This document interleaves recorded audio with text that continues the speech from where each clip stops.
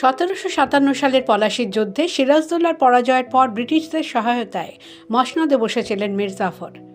তার 15তম বংশধর মোহাম্মদ রেজা আলী মির্জা এখন মুর্শিদাবাদের ছোটে নবাব নামে পরিচিত। কিল্লা নিজামত এলাকায় ঘণ্টাঘরের কাছে পরিবার নিয়ে বসবাস করেন তিনি।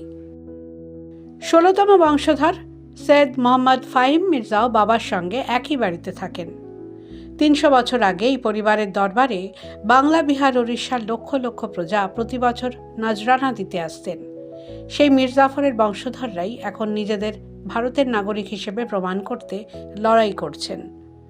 লালবাগের নব আদর্শ উচ্চ বিদ্যালয়ের 121 নম্বর বুথে যেখানে নবাব পরিবারের সদস্যরা ভোট দেন, সেখানে প্রায় 850 জনের মধ্যে 286 জনের নাম বাদ পড়েছে।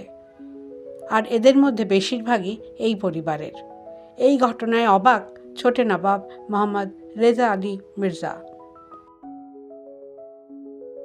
এখানে যখন আমি ওখান থেকে হিয়ারিং করে চলে আসলাম, তখন আমার ছেলে 10 নম্বরের কাউন্সিলর, ওকে আমি জিজ্ঞাসা করলাম যে বেটা আমার কি হলো? বলে বাবা আমার ঘরে নাম উঠছে না।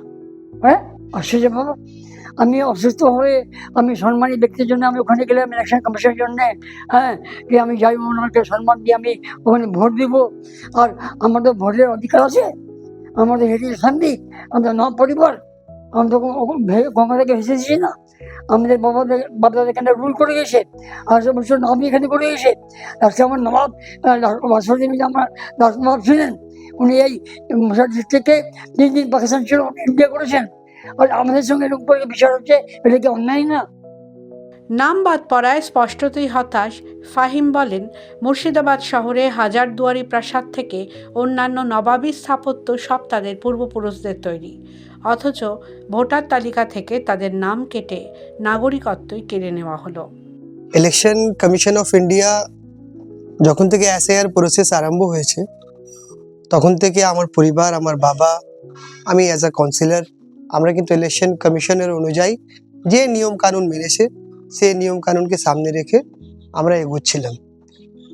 ইলেকশন কমিশন অফ ইন্ডিয়া বললো যে এসআইআর মানে কি, কে শিফটেড, কে অ্যাবসেন্টি, কে ডেথ, মানে 3টে ক্যাটাগরি ছাড়া 4th ক্যাটাগরি হয় না। আমরা এগোলাম। তারপর দেখলাম যে আমাদের হিয়ারিং এসেছে, আমরা সব নথিগুলো জমা করেছি। হিয়ারিং যখন আসে তখন যেহেতু অনেক ভিড় ছিল এখানে, তো বাবাকে বললাম যে আপনি আমাকে অথরাইজ করে দেন, আমি যাচ্ছি, যে আপনার অ্যাবসেন্সে আমি দাঁড়াচ্ছি। তো বাবা আমাকে বললেন যে না, ইলেকশন কমিশন অফ ইন্ডিয়া হচ্ছে একটা সাংবিধানিক সংস্থা। উনি যখন আমাকে ডেকেছেন, ওনার প্রতিনিধিদের আমাকে ডেকেছেন, যতই লাইন হোক আমি সাধারণ মানুষের মধ্যে ওখানে দাঁড়াবো। বাবা গিয়েছে, নথিগুলো দিয়েছে। আমরা 100% শিওর ছিলাম যে যা নথি আমরা দিয়েছি, আমরা 100% আমাদের ভোটটা আসবে।